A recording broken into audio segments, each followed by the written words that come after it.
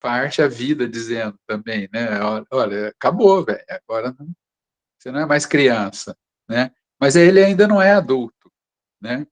Então ele fica nesse interregno aí, nesse esse espaço, meio perdido, né, e tentando lidar com esse mal-estar, né, que ele é acometido aí, né, porque, enquanto é criança, tudo que precisa, vai e pede para o pai, pede para a mãe, né, e agora não é mais criança, então, e agora? Eu não sou mais criança, mas eu posso ainda pedir isso aqui, né, ou não posso mais pedir isso, né, eu tenho que me virar sozinho com isso, ou isso aqui ainda posso pedir ajuda para o pai e para a mãe, né.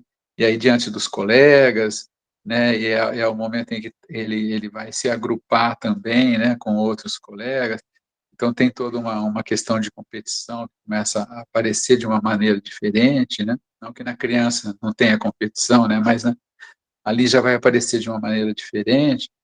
Tem a questão da sexualidade que começa a aflorar, né. Então, o adolescente ele tem que lidar com um monte de coisas, né, e não é fácil para ele, né.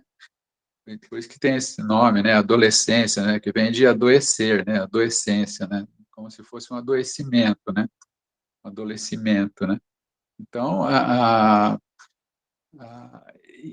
uma coisa que quem trabalha com adolescência, até você vê publicado até em livros, né, que se fala muito, é a questão e que realmente a gente que trabalha com criança, com adolescente, a gente percebe isso, é a questão do luto, o luto da infância, né, o luto da infância perdida, né. É o momento em que, fala assim: "Ó, não tem mais jeito, né, morreu, acabou a infância, né, eu não posso mais ser criança". E é uma coisa inexorável, né, porque não tem como você falar: "Ah, espera aí, vamos prolongar um pouquinho mais a infância aí que eu estou precisando ainda ficar criança", mas não tem jeito, né. Aí vem as mudanças hormonais, sociais, o lugar social dele já não é mais o lugar da criança, né.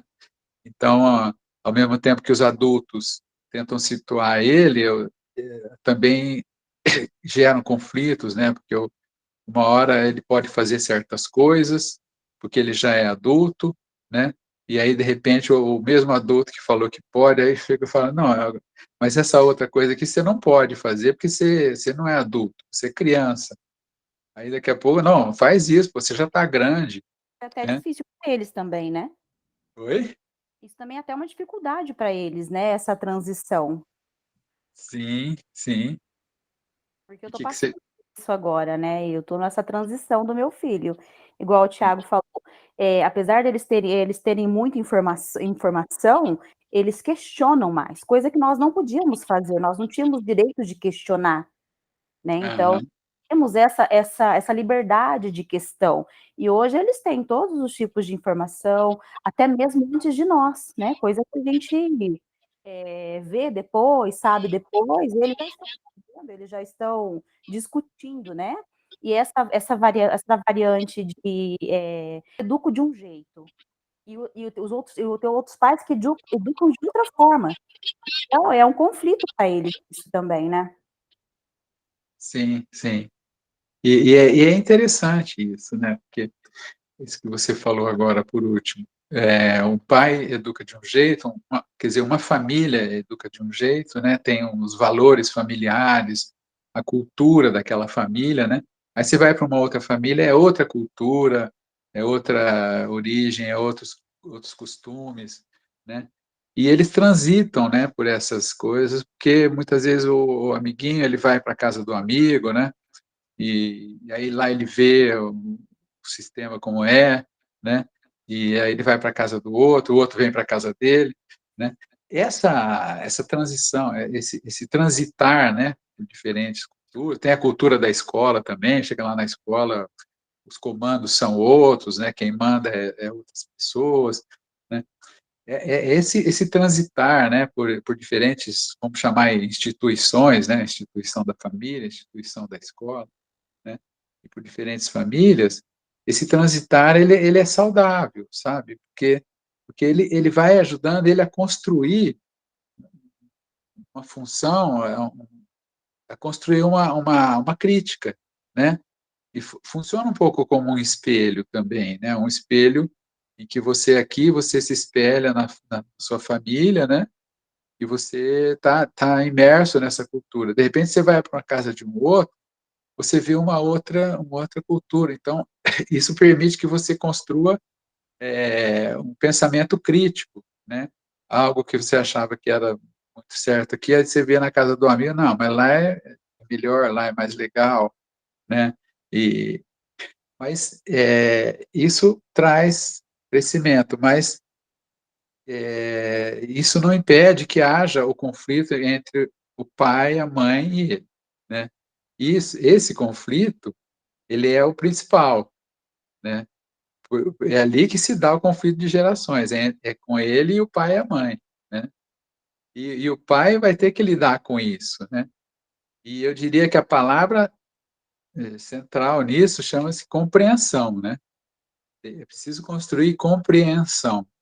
Tentar compreender, mostrar atitude compreensiva, né. Ele vai vir com atritos, vai vir com crítica, né, porque, né, ele precisa, ele sabe, né, e nós sabemos, que um dia ele vai ser adulto, né. E nessa idade, ele está deixando de ser criança, ele está sendo convocado a ser adulto em algumas coisas, e ele começa a se angustiar com isso, né, ele tem que dar respostas para isso, porque ele sabe que um dia ele vai ser adulto, e aí como é que faz, né? Um dia eu vou ter que decidir, um dia eu vou ter que ganhar meu dinheiro, eu vou ter que, escolher uma profissão, eu vou ter que comprar minha casa, ou alugar minha casa, eu vou ter que comprar meu carro, um dia eu vou ter que fazer isso, né? Eu vou ter que ser dono do meu nariz. Então ele já começa a entrar nesse treinamento, né. Ele quer ser dono do próprio nariz, ele não quer que o pai e a mãe digam: "Olha, faça isso, faça aquilo", né. Ele quer ele fazer, mas, e aí ele também quebra a cara, né, porque muitas vezes ele quebra o nariz, né, ele enfia o nariz onde não deve, aí sofre, volta, né. E aí por isso que eu falo, tem que ter essa atitude compreensiva, porque vai ter momentos, né, em que ele quer fazer coisas longe também dos pais, né. É que nem eu uso esse exemplo da árvore, né, que é um exemplo simples, mas acho que ilustra um pouco, os frutos que caem ali, as sementes que caem ali embaixo da árvore, elas não vão, né, aí bate pouco sol, não viram árvores, né, tão grandes como a árvore original, né, as sementes que o vento leva para longe, né, elas que vão dar árvores mais saudáveis. Então, de certa maneira, ele está fazendo esse movimento, ele precisa construir essa autonomia, né, que é uma outra palavra-chave, né, pra fase da adolescência, autonomia, né. Nós temos que ajudar eles a construir autonomia, né, mais do que na infância. Na infância, claro, a criança começa a aprender a pegar na colher, você tem que estimular que ela pegue mesmo para ir construindo a autonomia de como comer sozinha. Mas na hora que chega na adolescência, é ensinar como lidar com a vida, né, como que você vai resolver questões de adultos, né. Então, ao mesmo tempo que ele está ávido para ter essa autonomia, para um dia poder comprar o seu carro, a sua moto pagar as contas e tal, ele tem um medo absurdo também, né, ele fica apavorado diante daquilo, né. Então, a gente vai ter que ter uma atitude compreensiva, porque muitas vezes ele vai tentar fazer sozinho mesmo, né, ele não vai te consultar, ele vai entrar numa situação em que ele vai quebrar a cara, e ele precisa ter alguém do mundo dos adultos que ele confia, né. E quais são as pessoas do mundo dos adultos que ele mais confia? É o pai e a mãe, né. E então ele precisa ter isso, essa possibilidade. Por isso que eu falo que uma outra palavra-chave é compreensão, né? É autonomia, mas compreensão também. Porque você se mostra uma atitude compreensiva, ele vai se sentir à vontade para chegar e compartilhar com você, né? Ora, aconteceu tal coisa, eu tô em apuros, né? Me ajuda, né? Agora, se você é um pai que, não, você está muito saidinho, não sei o quê, e parte para o embate, né? Esse conflito, transforma o conflito numa guerra, né? Aí vem, não, você fez isso, você não é mais meu filho, sabe? Essas falas que a gente ouve muito, né? Então, aí ele, tá, não sou mais seu filho, então, aí a hora que ele entra em apuros, ele não vai recorrer a você, né? Ele vai recorrer, sabe lá, ao quê, entende? Então, e aí você perde essa chance de ajudá-lo nesse momento, né? Agora, entender que ele precisa ter esse movimento de rebeldia, né? Para ele poder se afastar de você, né? Afastar, para ele construir a autonomia dele, né? Porque não dá para ele construir a autonomia ficando o tempo todo ali, como se fosse ainda uma criança, né? Que pergunta para a mãe que tudo que vai fazer tem que pedir o pai e a mãe se pode, né? Ele quer fazer algumas coisas que ele vai dizer pode, né? Que ele já quer ter autonomia para saber o que pode e o que não pode. E muitas coisas ele pode sim, mas tem outras coisas que não pode não. E aí é onde surge o conflito, né? Onde vem os embates, né? Aí a briga, né? E aí aparece a rebeldia, né? E aí você precisa estar apto a enfrentar esses embates, né? Porque eu vejo que às vezes tem pais que não querem enfrentar esses embates e voltam lá naquela história de fazer tudo que ele quer, né? E para não enfrentar os embates, né?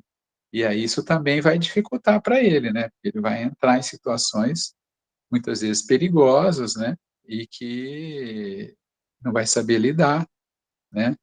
E aí você dá autonomia demais. Autonomia demais também não, né?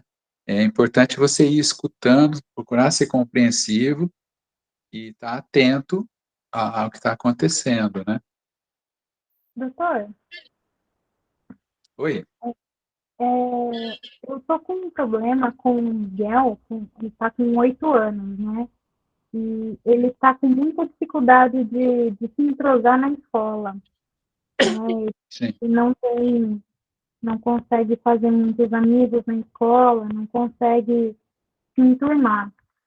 E sei, ele tem ficado muito sozinho. E ele veio me relatar isso. Eu sei, todo mundo aqui já passou por isso, né? Pela época da escola, a gente sabe como funciona. Eu sei que ele tem que passar por isso quase que sozinho, porque não tem como a gente ir com ele para a escola. Mas eu queria saber se tem alguma dica, alguma coisa para eu poder ajudar ele, de certa forma. Eu converso bastante com ele,